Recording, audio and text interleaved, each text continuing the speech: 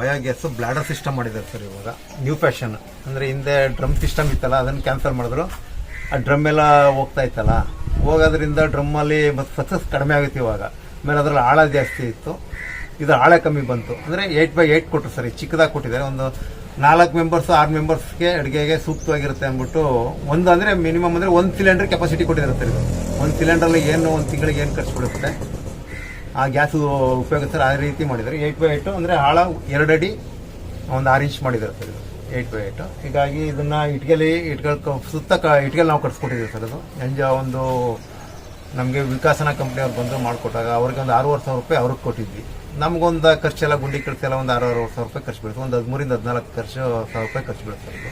ಅಂದರೆ 13,000 ರೂಪಾಯಿಂದ 9 ತಿಂಗಳಿಂದ ನಮಗೆ ಬೇಜಾನ್ ಉಳ್ಕೊಂಡಿದೆ. ಇವಾಗ ಒಂದು LPG ಖರ್ಚು 6,500 ರೂಪಾಯಿ ಎಲ್ಲ ಮೆಟೀರಿಯಲ್ಸ್ ಎಲ್ಲ ಅವ್ರದ್ದೇ ಇರುತ್ತೆ ಸರ್. ನಮ್ದು ಏನಿಲ್ಲ ಸರ್, ನಾವು ಇಟ್ಟಿಗೆ